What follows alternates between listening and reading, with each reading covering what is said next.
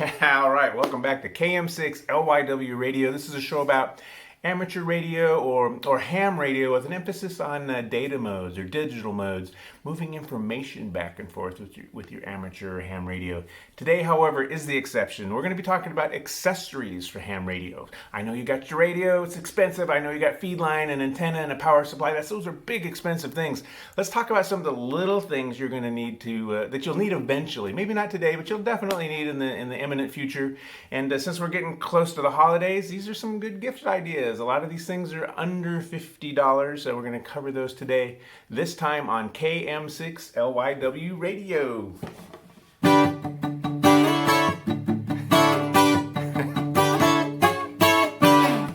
All right, welcome back.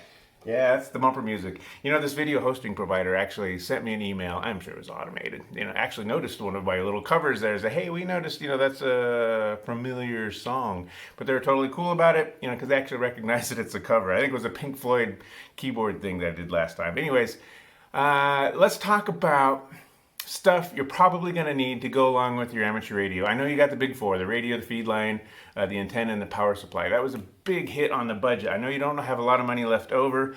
I know I didn't, but I slowly, started these radio projects, and I needed to buy little things one at a time. Maybe you can get some or all of this stuff. I know it's in time for the holidays. Maybe you can have your significant other say, hey, here's some gift ideas, some radio accessories. Maybe you get yourself some own gifts for the holidays. So let's just, I'm not going to do this in any order. This is just the essential accessory stuff that I use all the time for my radio. I kind of wish I bought this all at once up front. So, rather than doing, dozens of small orders, this is stuff, just go ahead and get it out of the way. You're going to need this stuff eventually in your radio career. Obviously, feedline, I know you just bought some for your antenna. Just get some more. This is RG58. This works great for HF. It works for VHF. So on UHF, make these kind of short. You're going to need jumpers. You're going to need a 2-foot version. You're going to need 6 feet of this. You're going to need maybe 20 feet of this so you can operate outside on the porch and hook this up to the antenna that's in your shack. Feedline. Get some feedline. RG58. It doesn't have to be that expensive. Shop around. Now, feedline doesn't always come with ends on it. So go ahead and get some ends for your feed line.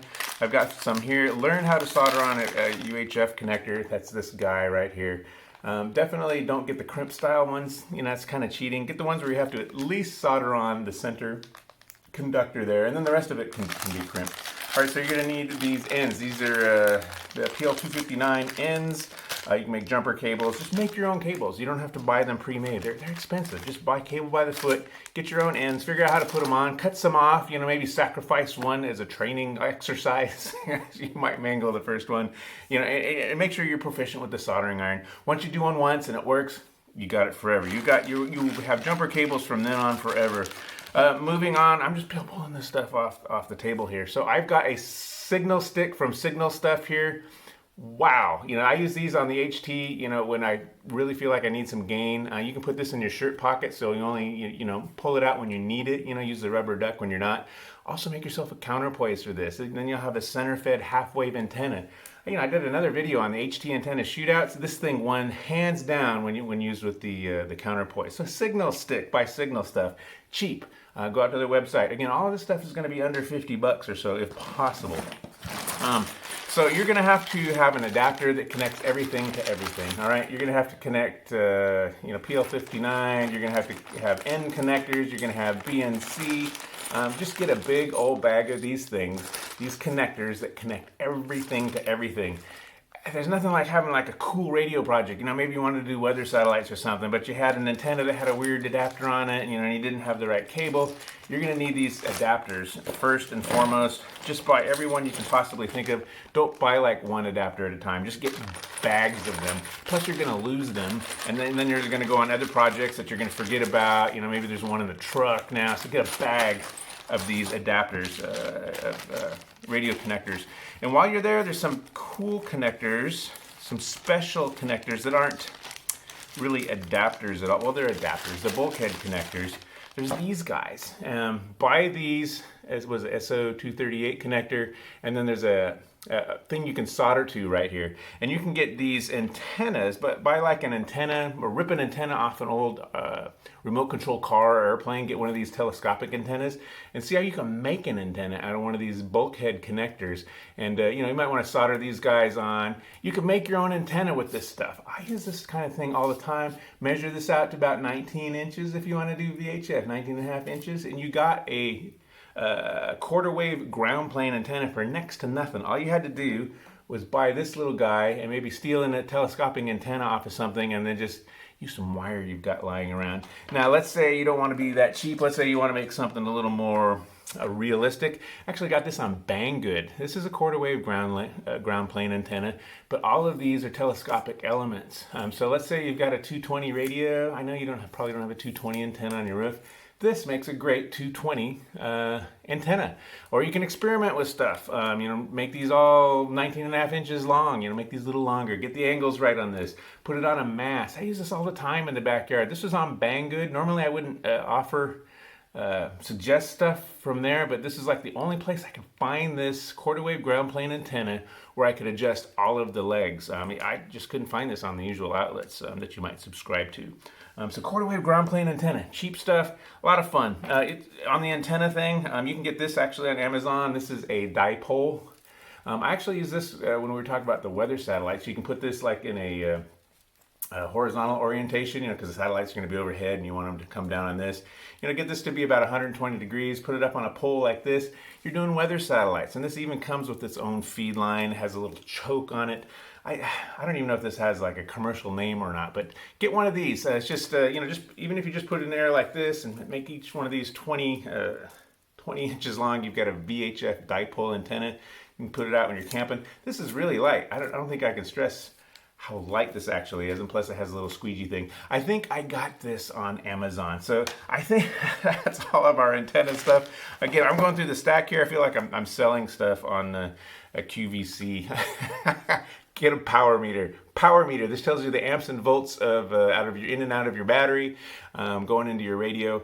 When you're sizing a battery, let's say you're really coming down on the hammer, talking to people. You know, you might, you know, on an HF radio, you might be pushing 20 amps. So make sure you get one that's kind of sized for that amperage. I can't really read this. I think this one's like over 100 amps of capability here. A power meter shows you the watts, amps, and volts. It'll let you know when your battery's getting to be on the dry side, getting to become flat. Speaking of batteries, there's no reason we can't have nice batteries today. We got this is the lithium iron phosphate battery. This is by Me80. I don't know how to say that, but it doesn't matter. Get a battery about this size or get one twice this size. I usually use a 16 amp hour one, but it's actually driving a light over there. So get a lithium iron phosphate battery. This is for all your field stuff. Not even when you're in the field. Like I say, I go back out in the back patio. I'm not going to drag extension cords out there. I've usually got one of these charged. I can talk VHF, even HF on this battery, probably for an hour or two. You know, I'm not going to do much more than that. Since we're talking about power stuff, you're going to need a solar charge controller. I really like this one. You can get this one on the usual outlets. You know, you connect this to your battery and the third leg to your solar panel. This is like $15. This is maybe like $40. Again, we're keeping it under about 50 bucks if we can. Go out and find yourself like a gray market solar panel. You know, this one's simple. This one's going to do maybe half an amp. You know, you're not going to operate all day on this, but it'll certainly top off your battery if you leave your battery in the sun with your solar charge controller. If you're on a multi-day expedition, you can spend, this is going to be a little more than $50. This is going to be more like $60. Get a flexible solar panel like this. This is going to deliver, you know, maybe 50 watts, you know, 30 to 40 watts in practice. That's going to be much more realistic. I might have broken the $50 barrier on that, but now we got power taken care of with our battery, solar charge controller, and solar panel. Moving right along, actually I lied. I said we didn't have any radios today. We do. We have a software-defined radio. If you don't have one of these, get one right away. This is under $20 usually. You can get these in the usual outlets like Amazon. This is an rtl-sdr. It's a receiver. You plug it into your computer, and you can listen to anything from, I don't know how low. It doesn't really go to HF, but it goes all the way into the gigahertz range, and you can listen to anything and everything in a wide band. What I do, especially if you're a new ham, get like a waterfall software, like if you're using Raspberry Pi, it's called GQRX. There's software that drives this, and you can see a whole waterfall of the real wide section of the spectrum in your house. And I think you'd be shocked to see how many spurs and hash and noise that's coming from stuff in your house. You've got to get rid of that stuff. The really only way to find it is using one of these broadband software-defined radios. I have used it extensively to find noise sources in my house, and also do a lot of cool radio experiments, which brings me to the next thing, which is ferrite cores. You found noise in your house, start wrapping power cables around things like this, especially anything with LEDs in it, strings of LEDs, LED lights. They're putting out a ton of noise. In fact, I know the light that's shining on me right now puts out a ton of noise. That's why I'm not doing any radio stuff right now. But if you put these, it will suppress some, not all, but a lot of that noise. So, obviously keep your antennas away from noisy things. But these are ferrite chokes. These are beads. You just clip them right onto the cable. Again, real cheap, under $10 for like a box of these things.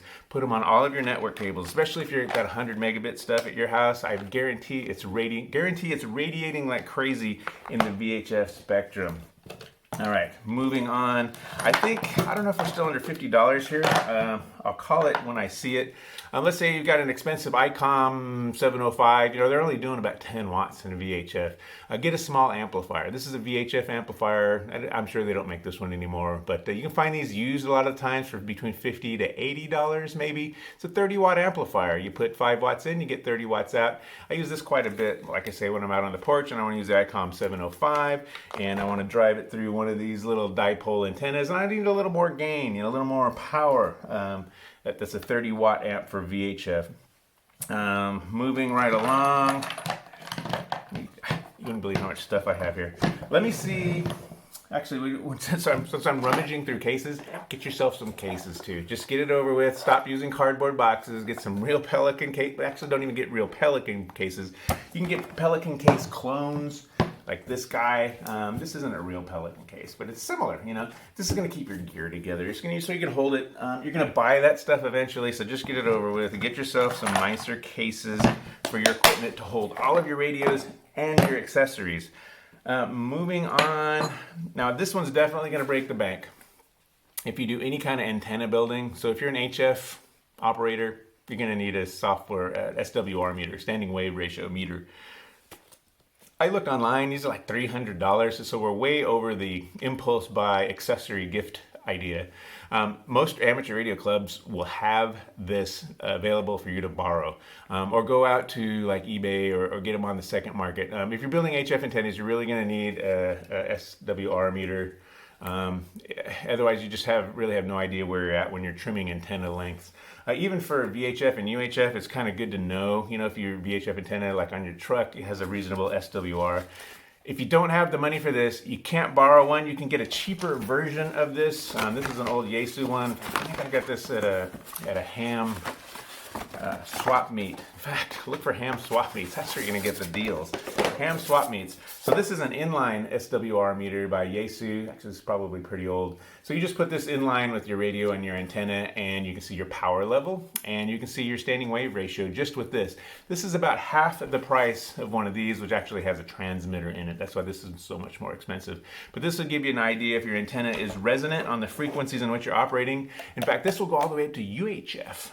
Unlike this overpriced thing, this doesn't even do UHF. So this will see if your UHF antennas are operating within spec as well. All right, I think I covered everything, you guys. This is the stuff. Obviously, there's many more accessories you can buy for your radio. This is just kind of the stuff I use all the time. I wish I would have bought it up front. I can't think of anything else. Obviously, you'd have different requirements if you're working in your shack or working outside your shack. You're going to have different accessories and items you're going to want to put together with your radios. All right, that's it from the desk of accessories. Let me know what accessories you've got for your radio. Maybe some gift ideas. Hopefully you can give your significant others some gift ideas for amateur radio. And if you want to help out, there's patreon.com/KM6LYW. Gets you access to the Digipie, which is an SD card image you hook up to any amateur radio. gives you access to every data mode there is. You go out to digipie.org if you want to see more about that. Patrons of the channel, thank you so much, you guys. I wish I could have a scroller right here. I'm doing like zero editing. Thank you, patrons. Pretend your names are there. There's hundreds of you guys, and I just can't say how much I really appreciate it. Like and subscribe. I don't know what that does. Everyone says like and subscribe. It does very, it does very little. I don't know what that means, but do subscribe. Also, we have a Discord channel. There's a DigiPie channel on Discord. We've got Google Group mailing lists where we're really talking about amateur radio, specifically with emphasis on digital modes. All right, guys. Until next time, this is KM6LYW Radio, and I am clear.